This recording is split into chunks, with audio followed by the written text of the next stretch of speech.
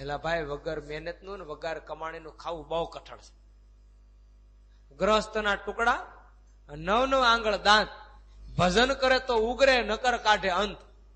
હદામૂળ કાઢે, એ નખોત કાઢી નાખે જો ભગવાનનું ભજન ન હોય, ભગવાનની ભક્તિ ન હોય તો. એટલે સ્વામી આયા કે આડંબર આણી ઉપલો થયો ભક્ત તે ભરપૂરા. આડંબર આણી ઉપલો થયો ભક્ત તે ભરપૂર. જાણ્યું કસર કોઈ વાતની, જોતા રહી નથી જરૂરા. જાણ્યો કસર કોઈ વાતની, જોતા રહી નથી જરૂર. સ્વામી કે ઉપલો આડંબર કાઢ્યો. માણો ઉપલો આડંબર વાળો ઓળખાઈ જાય. આપણે ઓલો મ્યુઝિયમ નો ઉદઘાટન મોસો હતો ને, ત્યારે આપણે યજ્ઞશાળા અહીંથી સંભાળી હતી, મહારાષ્ટ્રના યજ્ઞ. એટલે એમાં બધા ભક્તો અહીંથી સેવામાં આવતા, તેમાં 2 જણા આવી ચડ્યા. હકીકતની ઘટના કહો, નામ નથી હતો. 2 જણા આવી ચડ્યા, પણ માળા બેઠા જ રે એક બાજુ કે કાંઈ નહીં, બપોરે લાડવા બાડવા આવશે અને ખાવું મોજ કરશું. તે ગુરુ મને કે ઓલા હવારના આપણી જોડે આવ્યા જ છે ગાડીમાં, પણ માળા બેઠા છે. મેં ચિંતા કરો માં, તમે કહો તો વિધિ પતાવીએ, કાંઈ વાંધો નહીં. પછી પકડ્યા. મેં ભગત હાલો તો ઘડીક વાર. એ કે શું છે સ્વામી? મેં હાલો ઘડીક વાર. મેં ઓલા તગારા લેવા, ખાલી તગાર અંબાવતા હતા. ખાલી તગાર અંબાવતા એમ કરતા કરતા ભર્યા તગારામ ઠપકાર્યા. અને ભર્યા તગારામ લેતા લેતા 2 કલાક લાહોલાઈ લીધા ને તે ઓલાને કે માળા આપણે ત્યાં ખોટા સડી ગયા. હા, કઈ એમને એમ લાડવા મળે? કઠણ છે. આવો વેશ ધારણ કરીને ખોટે ખોટા ચડી જવાથી કલ્યાણ નથી. ઉપરના આટા ટોપે કરીને કલ્યાણ નથી. સ્વામી કે એવો બારે વેશ બનાવ્યો, સારો સાચા સંત સમાના. એવો બારે વેશ બનાવ્યો, સારો સાચા સંત સમાન. પણ પાછો વળી નવ પેકીઓ, એવું આવી ગયો અજ્ઞાન. પાછો વળી નવ પેખિયો, એવું આવી ગયો અજ્ઞાન. સ્વામી કે ભગવું પહેરી લીધું, સાધુ થઈ ગયો, બાહ્ય વેશ ધારણ કર્યો. કેમ તો કે હું જ હાચો. અને 2 પ્રકારથી અત્યારે હાલે છે વાતો. દંભ કરનારા દંભે કરે છે. દંભ કરનારા કેવી રીતે દંભ કરે છે? પત્તર રાખે છે, ધૂળવાળા કપડા પહેરે છે, ધનને અડતા નથી, સ્ત્રીઓ હારે બોલતા નથી, પણ પ્રાઇવેટ સંસ્થા કરીને બેઠા, એ દંભી છે. પત્તર રાખે છે, પત્તર રાખ્યા પછી છૂટું છૂટું જમે છે. પત્તરમાં એક બાજુ રોટલી રાખે, શાક રાખે, અને ગ્રહસ્થ જેમ ટેસ્ટ ફૂલ જમે ને એમ જમે છે. એ દંભ અને કપટ છે. અને બીજું પાછું એ છે કે જે વર્તા નથી, એ પણ એમ કે જો અમે ખુલ્લા છે. પાછા એ દંભ તો એ કરે જબર, પણ વાસ્તવિક રસ્તો તો જડ્યો નહીં. માટે નિષ્કુળાન સ્વામી કે બાહ્ય વેશ ધારણ કરવાથી ભક્ત ન થવાય, સંત ન થવાય. જે ભક્ત પાણું શું ભાળી મુજમાં, ભક્ત ભક્ત કહે છે ભવમાયા. ભક્ત પણ સુભાળે મોજમાં, ભક્ત ભક્ત કહે ભવમાયી. સ્વામી કે ઉપલો વેશ મેં ધારણ કર્યો એટલે લોકો મને ભગત કે, હા બહુ મોટો ભગત હો. હા, હે પગમાં પડો, દંડવત કરો 2000. કેમ તો કે આપણું કલ્યાણ થાય. પણ જોતો નથી બિચારો કે આનામાં છે કે નહીં કાંઈ. એમ તેલનો ડબ્બો લેવા જાવ ત્યારે તમે ભાવ પૂછો ને પછી તેલનો ડબ્બો ઉપાડો, ખબર પડે ને ખાલી જગ ભર્યો. પણ ઉપાડો ને 500 ગ્રામ વજન હોય એટલે લઈને આવો 1400 રૂપિયા દે. સમજાય ને સિદ્ધાંત? માટે સામુ કે ભક્તપણું ભાસતું નથી, ભાવકો ઠાગવી ઠગાય કરે. સ્વામી કે તો ભગત નથી, ઠગ ભગત છે.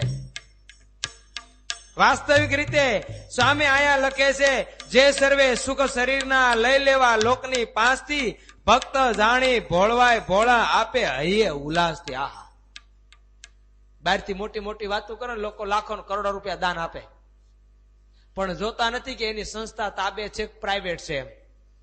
અને પછી મુવા મરે અને અંત સમયે પછી હેરાન થાય. દાન દેવું તો વિચારીને દેવું. નિષ્કુળાન સામે લખ્યું છે, બીજ ખારમાં બોવુજી, જો જ્યાં ભગવાનની આજ્ઞા નથી, જ્યાં દેવ અને આચાર્યનું વર્ચસ્વ નથી, દેવ અને આચાર્યની કોઈ એમાં હિસ્સો કે હક નથી, એવી જગ્યાએ દાન આપવાથી હંમેશને માટે તમારું નિષ્ફળ છે. અને ઘણા હવે તો 10મો 20મો ભાગ પ્રાઇવેટ સંસ્થા મળ્યા દેવા. આને મૂર્ખને ખબર નહીં. હમણાં એક ભાઈ કહેતા હતા, સમજ્યા, એ કે મારે હું તો બીજું કાંઈ નહીં, આમ મને દેખાય ને વાપરું, કામ દેખાતા હોવા જોઈએ એમ, મને આમ દેખાતું હોવું જોઈએ, ત્યાં હું તો વાપરું. એટલે મેં શું વાપરો? 10મો 20મો ભાગ? એ કે હાવ બધું ત્યાં આપું હવે, કે ત્યાં જ આપું બધું. એ કે જો એ પુસ્તકો બહાર પાડે, સંસ્થાઓ કરી મોટી, છોકરાને કેટલાને ભણાવે ને કેટલાને ઓલું કરે ને કેટલાને ઓલું કરે ને કેટલાને ફલાણું કરે ને ઘણા ઢીકડું કરે ને પૂછડું કરે, આટલું બધું કરે, તો ભાઈ અમે 10મો 20મો ભાગ ત્યાં જ આપીને. એટલે ભાઈ ભગવાનની આજ્ઞા તો કે એ અમને કાંઈ ન ખબર પડે, અમે તો જેની પાસે કંઠી પહેરી કે એમ કરી લે એટલે અમારે આવી ગયું. આવું જાજુ હાલે જગતમાં. પણ ભગવાને સ્થાપિત દેવ એને 10મો 20મો ભાગ આપવાનો કીધો છે, એ કોઈ જોતું નથી. અને આચાર્યનો હક નથી 10મા 20મા ભાગમાં, સમજો પાછો. એ દેવનો જ હક છે. તમે જાજો આપણા મહારાશ્રી પાસે, એને જઈને કેજો કે બાપજી મારા 10મો 20મો ભાગ તમને આપવો, લેત કેજો. કોઈ દિવસ નહીં ગ્રહણ કરે, ક્યારે નહીં સ્વીકારે. મ્યુઝિયમનો ઉદઘાટન મહોત્સવ હતો ને સભા ભરાઈને બેઠી હતી ને બાપજી કહેતા હતા, એ કે મ્યુઝિયમનો ઉત્સવ છે પણ દેણું માથે ઘણું છે, શું કરશું? ત્યારે એક ભગત કે બાપજી મારી પાસે 20 લાખ રૂપિયા ધર્માદો પડ્યો છે, તો મ્યુઝિયમ આપી દઉં. બાપજી કેલા તારા પાર્ટનર નરનારાયણ દેવ છે, મ્યુઝિયમ નથી. તું વિચારે.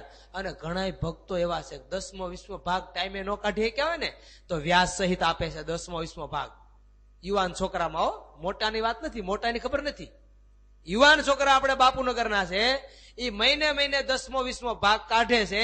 અને જો એમાંથી 1 મહિનો લેટ થયું હોય તો એ ભાગનો જે વ્યાજ આવે ને વ્યાજ સહિત ભરે છે ઘણા છોકરા.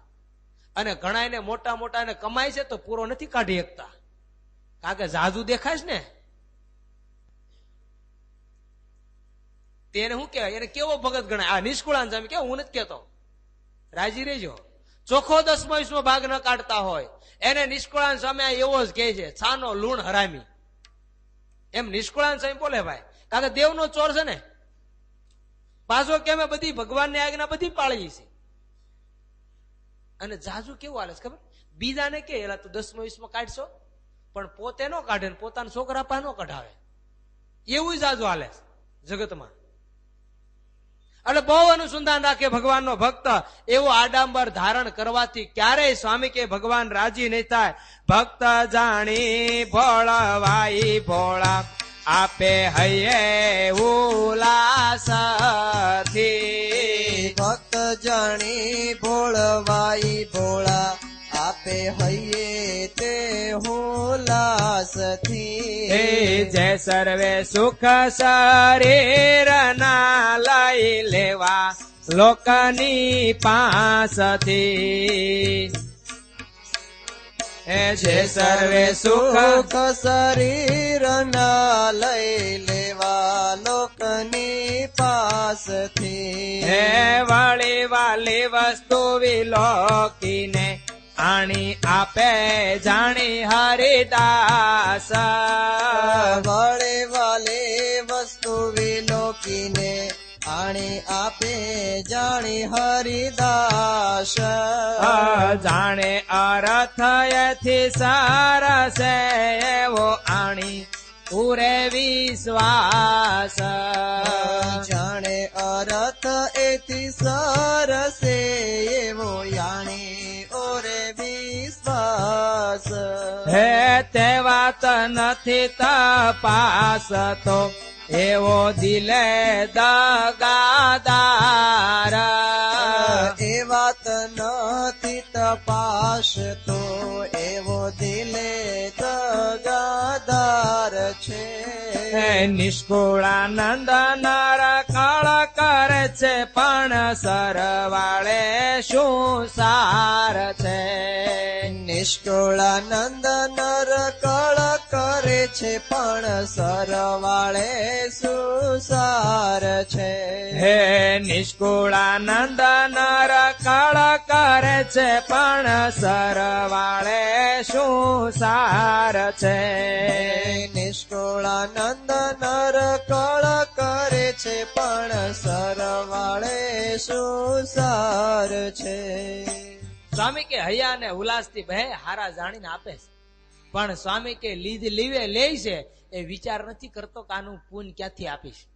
આનું મેં આ ગ્રહણ તો કર્યું, મારી પાસે બેંક બેલેન્સ નથી તો ક્યાંથી આપીશ. ઓલા સાહિત્ય કલાકારો દ્રષ્ટાંત આપે છે. સમાજનું કાર્ય થતું હતું, એમાં લોકો એક બહુ અબજોપતિ ને કરોડોપતિ હતા ને એની પાસે ગયા.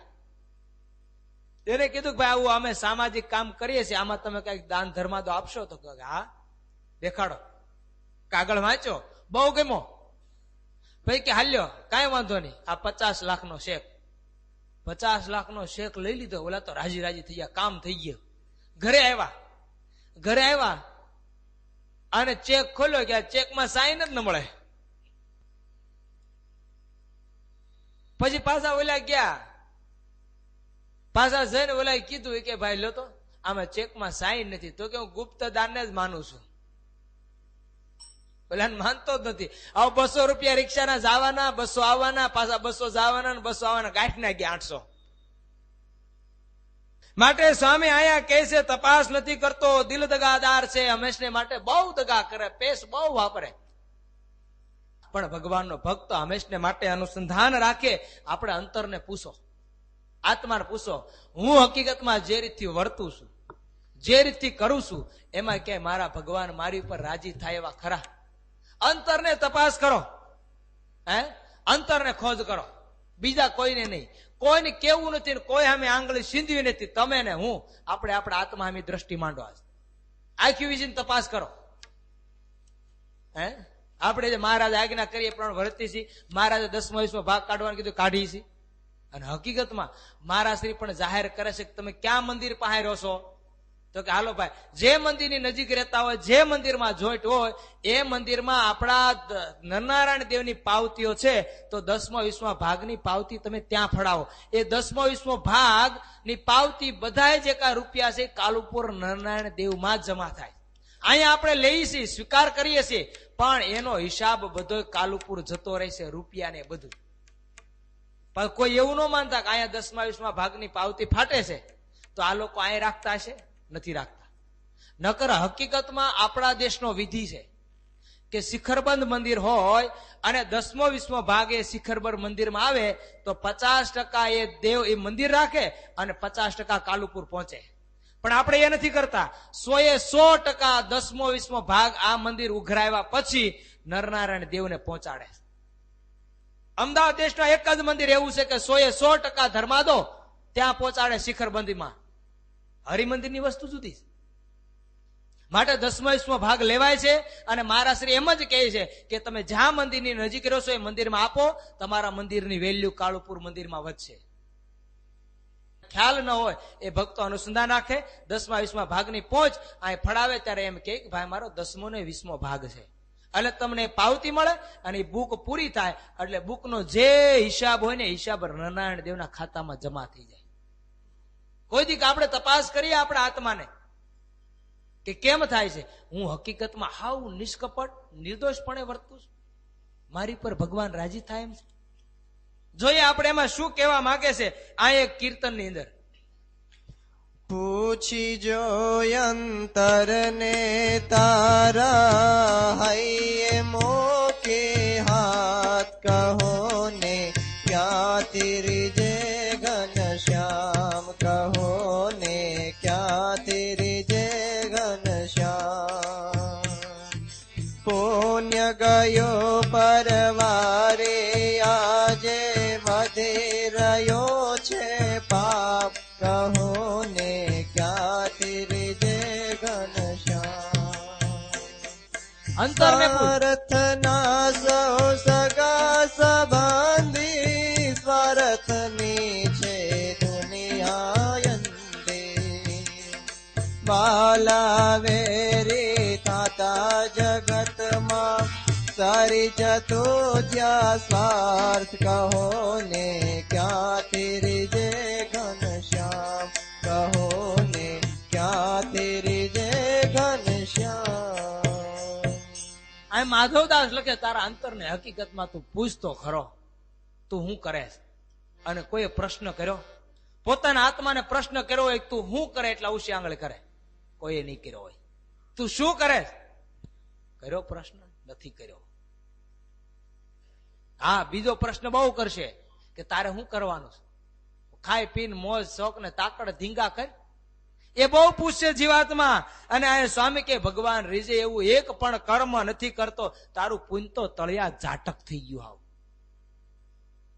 તારું પુણ્ય હાવ જતું રહ્યું અને વધી ગયું પાપ. બેલેન્સ વધવાને જગ્યાએ સ્વામી કે તારે ખાદ માથે થઈ ગઈ. સ્વાર્થ નાશ સગા સંબંધી એને માટે રાત્રિ દિવસ મહેનત કરે સ્ત્રી પુત્ર પરિવાર માટે. અને એને 1 રૂપિયાની વસ્તુ જોતી હોય તો 50 રૂપિયા લાવી દે. પણ અહીંયા કીધું ને કે ભગત આ ધનુર્માસ હાલે છે ને એક દી પ્રસાદમાં નામ લખાવજો. તો કે સ્વામી મારે નથી આવડે, એટલું આમ થઈ ગયું છે ને એટલા અહીં દેવાના છે ને એટલા અહીં દેવાના. લો, એક વખત ભગવાનના ભક્તને જમાડવો પડે, ન્યાયને કઠણ પડે. ઓલા માટે તો રાત્રિથી મહેનત કરે ને રાત્રિથી એની રીતે અનર્થ કરે. એમાં એને કાંઈ નહીં, એમાં એને કાંઈ વાંધો નહીં. એક ફેરું કીધું ભગત ધૂન લખાવજો ધનુર્માસે, તો કે લે સ્વામી ધૂન લખાવાનું કે એલા ધૂન નહીં લખાય તો દવાખાનામાં જાય, પણ ક્યાંક જાય. અહીંયા લખાવીશ તો તને ફળ મળશે. માટે કે સ્વાર્થ ના સૌ સગા સંબંધી એ જ તારા વેરી થઈને ઉભા રહે. અને સાચું કહો, તમને પ્રશ્ન કરું, અને આમાં ઘણાને હશે, આ સભામાં ઘણાને તકલીફ હશે પણ ખરી. તમે કોઈકના છોકરાના મોઢામાંથી કોળિયા જૂટવી અને તમારા છોકરાના મુખમાં આપ્યો, એ છોકરા હાચવે હે? વૃદ્ધ અવસ્થામાં જે છોકરાને તમે કોકના છોકરાના મુખમાંથી કોળિયા લઈ અને ખવડાવતા હોય ને ત્યારે ઓલા આહુડા પાડતા હતા ને, એનો નિહાપો તમને લાગ્યો ને છોકરા બહાર ઠોકરાવીને કાઢી મૂકીને રડવાનો વારો આવે. એ જીવાતમાં નથી જોતો, તપાસતો નથી. આ સ્વાર્થના સગાવ છે અને આ કેને અર્થે મહેનત કરે એની કથા લખે. કામિની ને કાંચન કાજે, ભાઈ ભાઈ ના ગળા જ ખાતે.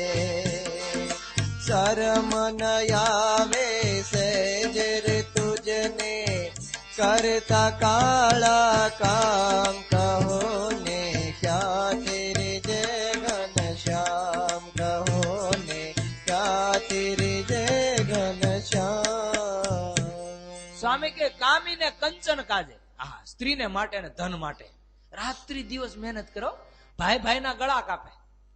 તમને ખબર ને આમાં કોઈકને ઇતિહાસ બન્યો હશે કે ગામમાં ખેતર હોય, પછી 2 ભાઈ જુદા થાય, પછી એક શેઢા હાટુથી 2 બાંધે. તું મને ઓળખશો, ઓલો કે તું ઓળખશો. ભાઈ હેઠો 2 કઢી હારે સાટતો હતો. હું કા ઝઘડો થયો? કોઈ દી નો થયો ને હવે કેમ થયો? એક પાત્ર આવ્યું ને કારણ ઈ છે, બોલો.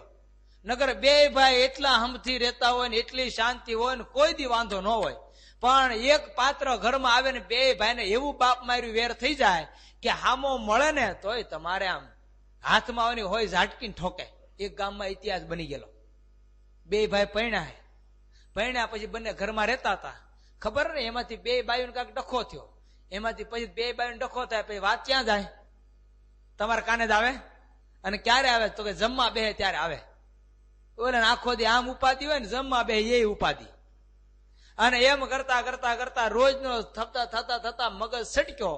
2 ભાઈ બાજતા એવા બાંધ્યા તે એકની કુવાડી ટીંગાતી હતી, ખીલે લઈને કુવાડી ઠોકીને તો ખોપડી ફાડી નાખી, મરી ગયો.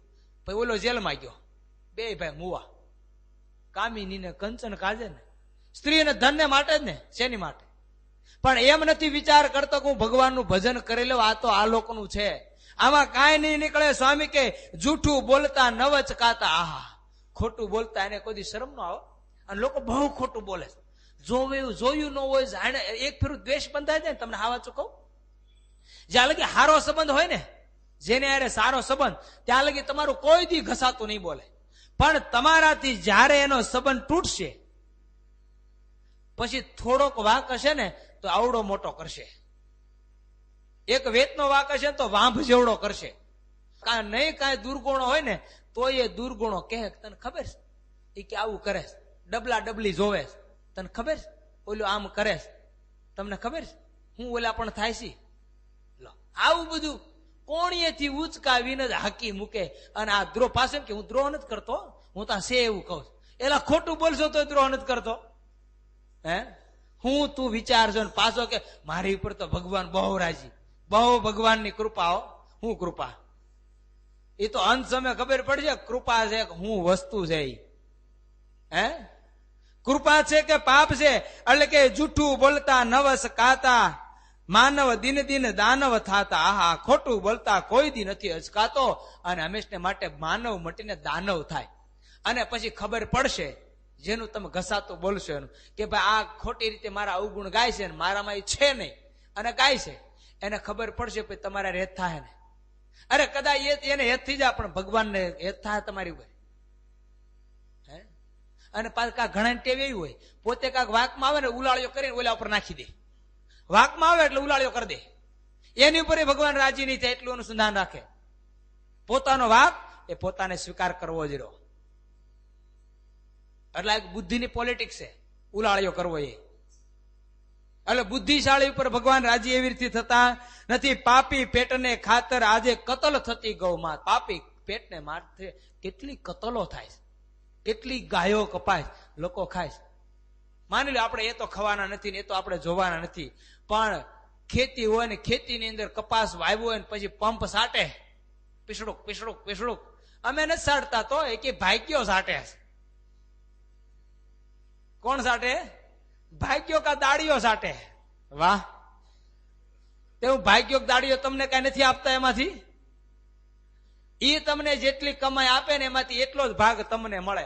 તમે ચોથા ભાગ આપ્યો હોય ને કે 3 ભાગ તમારા ને 1 ભાગ એનો, તો તમે દવા સાટો ને તો 75% ભાગ તમારો ને 25% ભાગ એનો. ભલે ને ભાગ્યો સાટે. એલા ભલામણા એક પેટ નથી ભરાતું, કેટલા એના પેટ ફોડી નાખવાના. માટે અહીંયા સ્વામી કહે છે, એ પાપી પેટને ખાતર પેટ ભરે છે. સત્ય અહિંસા દયા ભૂલાય, લાભ ને લોભે વધી બુરાય. દુઃખમાં નાખે દીકરીને પછી લેર કરે માં બાપ. આહા, બાપમાં દીકરીને નાખી દે. જોવે ને સામે મૃત્યુ કેવો છે, સત્સંગ છે કે નહીં, સંસ્કારી છે, રૂપિયા વાળો છે. પછી ભલે બેવડો હોય, દારૂ ઢીસીને રાતે 2 વાગે આવતો હોય, અને પછી દીકરી ઘેરે આવીને રોવે કે આ પિતાજી આવું થાય, તો કે બેટા હવે શું કરીએ. હે હકીકતમાં એક વડોદરાની કહાની કહું. વડોદરાની અંદર એક કોઈ સદગ્રસ્ત રહેતા હતા. આ પેપરમાં આવેલો લેખ ઘણા વર્ષો પહેલા. એક સદગ્રસ્ત રહેતા હતા, એની દીકરી ને મૃત્યુ જોવા આવ્યો. એટલે દીકરીએ પ્રશ્ન કર્યો કે બધી વસ્તુ મને તો ઓકે છે તમારી, પણ તમે કોઈ વ્યસન રાખો? તો કે હા. શું? તો કે તમાકુ ખાવ. એના પિતાજીને બોલાવીને કીધું, પિતાજી મને આ મૃત્યુ યોગ્ય નથી, મારે તો નિર્વ્યસની જોઈએ. તો કે બેટા સમજી લે, આવું ધનવાન કુટુંબ નહીં મળે. પિતાજી એ બધી વાત સાચી, પણ મારે નિર્વ્યસની જોઈએ છે. બેટા સાંભળી લે, તને આવો રૂપાળો ને આવો ભણેલ ગણેલો અને 50,000 પગાર વાળો મૃત્યુ તને નહીં મળે. તો કે નહીં પિતાજી, હું પરણવા માટે મંજૂર નથી. નહીં પરણી તો હું દવા પીને મરી જાય એનો બાપો કહે. દીકરી એમ થયું કે આહા, મારે નો છૂટકે પરણવું પડશે. બાપને ખાતર દીકરી પરણી તો ખરી, સાસરે ગઈ, અને 2 વર્ષ થયા ત્યારે દીકરીને પોતાની ઘેરે પાછું આવવું પડ્યું. તમાકુ ખાતો તો એમાંથી મીઠ ખાતો થયો, વ્યભિચાર કરતો થયો અને દારૂ પીતા થયો, નિત્ય પરસ્ત્રી ગમન કરતો થયો. ને દીકરી પોતાના ધણીને મૂકીને બાપની ઘેરે આવીને રોય ને ત્યારે બાપને ખબર પડી કે મેં આ શું કર્યું. ત્યારે એના બાપે પેપરની અંદર લેખ આપ્યો કે પોતે પોતાની દીકરીનો સંબંધ કરતા વિચાર કરે કે હું ક્યાં દીકરીને આપું છું. સમાજની આંખ ખુલે એની માટે પોતાની દીકરીના બાપે પેપરમાં લેખ આપ્યો હતો. એમ અહીંયા પણ એમ કે છે, ગયો જમાનો રામ સીતાનો, પતિવ્રતા ને પવિત્રતાનો. ક્યાં જમાનો ગયો? રામ નામ નો બોલે સીતાજી, અત્યારે ત્યાં કે પ્રફુલ્લ વાસણ ઉટકી નાખજે, તે ઓલો બિચારો તક તક કરતો દોડવા મળે. ઓલો કેમ ઓલો બળદ હોય ને બાપો કરે તો બળદ જાય ભાગ્યા.